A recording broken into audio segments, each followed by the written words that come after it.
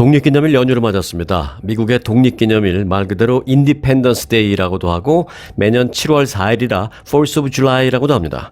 1776년 7월 4일 미국 독립선언이 채택된 것을 기념하는 날입니다. 그러니까 2024년이 된 올해는 독립 248년이 되는 해입니다.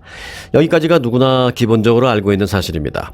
그렇다면 진짜 미국이 독립한 날이 7월 4일일까요? 혹시 아니라면 왜 7월 4일을 독립기념일로 정한 것일까요? 지금부터 미국의 독립기념일 Fourth of July에 대해서 몰랐던 점 5가지를 살펴보겠습니다. 첫째, Fourth of July는 실제보다 이틀 늦은 날이다 라는 주장이 있습니다. 미국의 독립기념일이 7월 4일이 아니라고 주장하는 사람들이 많이 있습니다. 그 중에 한 명은 다름 아닌 미국의 2대 대통령 존 아담스입니다. 아담스 대통령은 1776년 7월 3일 그의 아내 아비게일에게 보낸 편지에서 이렇게 말했습니다.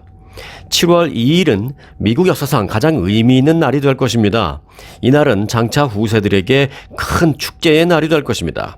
이날은 우리가 전능하신 하나님께 헌신해서 위대한 구원을 얻은 날로서 퍼레이드와 불꽃놀이로 미국 대륙의 한쪽 끝에서 다른 쪽 끝까지 영원히 기념되어야 합니다. 라고 썼습니다. 이 편지에서 그는 7월 2일이라고 말했습니다. 아담스 대통령이 7월 2일을 고른 이유는 7월 2일이야말로 미국 국회가 대영제국으로부터 완전히 독립할 것을 결의한 날이었기 때문이었습니다.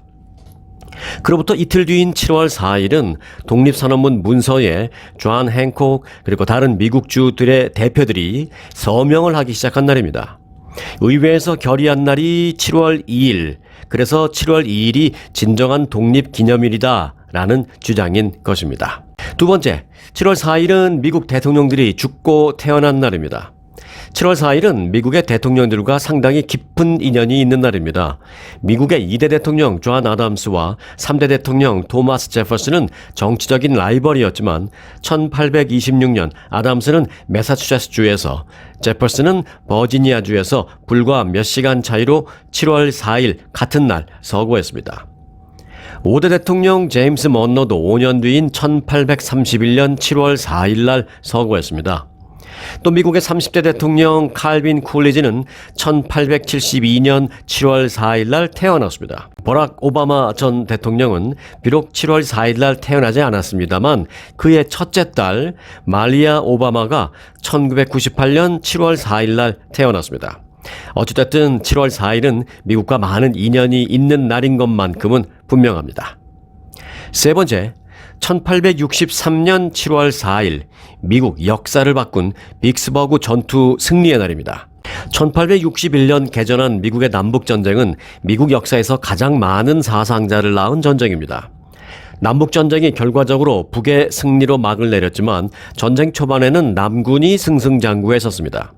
하지만 1863년 7월 4일 미시시피주에서 북군의 승리로 끝난 빅스버그 전투는 하루 전인 7월 3일 역시 북군의 승리로 끝난 게티스버그 전투와 함께 남북전쟁의 전환점으로 평가됩니다.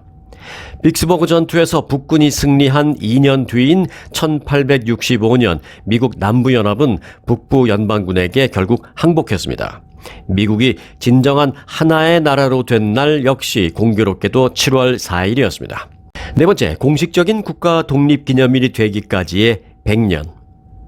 1776년 미국 독립선언 후 전국적으로 미국인들은 7월 4일 날 독립기념일을 기념했지만 놀랍게도 처음에는 이것이 비공식적으로 이루어진 독립기념일이었습니다. 약 100년이 지난 1870년에야 비로소 의회에서 7월 4일을 공식적인 국가 독립기념일로 선정했기 때문입니다.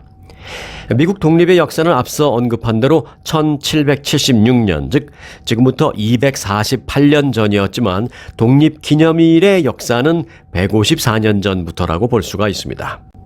자, 마지막으로 독립기념일에 빠뜨릴 수 없는 한 가지가 있습니다. 바로 프랑스의 선물 자유의 여신상입니다. 지금부터 딱 140년 전인 1886년 7월 4일 미국 국민들은 프랑스 국민들로부터 거대한 선물을 받았습니다. 바로 미국의 상징이 된 자유의 여신상입니다. 프랑스가 미국의 독립 100주년을 축하하기 위해서 직접 제작, 운송, 그리고 전달해준 선물이 자유의 여신상입니다. 사실 100주년 기념이라고 선물한 것이었기 때문에 1876년에 줬어야 하는데 정확하게는 10년 늦은 셈입니다. 아무튼 프랑스는 미국과 프랑스 국민들 간의 친목을 기념하기 위해서 프랑스인들의 모금 운동으로 이를 만들어서 미국에 선물했다고 합니다. 프랑스의 수도 파리에서 1884년 임시 완성돼서 200여 개의 조각으로 분해된 뒤 프랑스 해군 수송선을 통해서 미국으로 수송됐습니다. 그 후 2년 뒤인 1886년에 뉴욕에서 분해된 이 200여 개의 조각을 다시 조립해서 완공됐습니다. 지금까지 미국의 독립기념일 4th of July에 대해서 몰랐던 점 5가지를 알아봤는데요. 그 마지막 주제였던 이 프랑스의 선물 자유의 여신상에도 사실은 몰랐던 팩트가 있습니다. 2가지만 보겠습니다. 자유의 여신상의 원래 모습은 지금 같은 연초록색이 아닙니다. 1886년 프랑스가 미국에 처음 선물했을 당시에는 반짝이는 구릿빛 색상이었습니다. 이후 시간이 흐르면서 구리가 산화되며 흐릿한 갈색이 되었다가 지금은 현재 같은 연초록색으로 변한 것입니다. 그 이유에 대해서 미국 화학협회는 산화와 대기 오염 때문에 오랜 세월에 걸친 반응의 조합이라며 오랜 시간 동안 눈과 비를 맞고 대기 오염 물질 중의 하나인 황산과 만나서 현재의 색상으로 변한 것이다 라고 설명했습니다. 하지만 이에 대해서 네티즌들은 지금 색상이 더 잘 어울리는 것 같다. 한국의 국회의사당 원형 돔 부분도 그런 색깔이네. 또는 짙은 브라운 색깔인 구리 색깔보다도 오히려 더 예술적으로 변했다 등 다양한 반응을 보이고 있습니다. 자유의 여신상 2번째 비밀은 매년 수없이 번개를 맞고 버티고 있다는 사실입니다. 말씀드린 대로 자유의 여신상은 구리가 주 재료로 만들어졌습니다. 그래서 전기가 잘 통하는 전도체입니다. 많은 전기선들이 그래서 구리로 만들어지고 있습니다. 이처럼 전기가 좋아하는 전도체이기 때문에 자유의 여신상은 툭 하면 번개를 맞는데 보통 1년에 무려 500~600번씩 번개를 맞는 것으로 알려졌습니다. 그렇다고 걱정할 일은 아닙니다. 번개를 맞아도 지하로 흘러 들어가게끔 설계되어 있기 때문에 안전상 문제는 없습니다. 하지만 연간 500~600번씩 맞는 번개를 만일 축적할 수만 있다면 그 양은 어마어마한 것으로 알려졌습니다.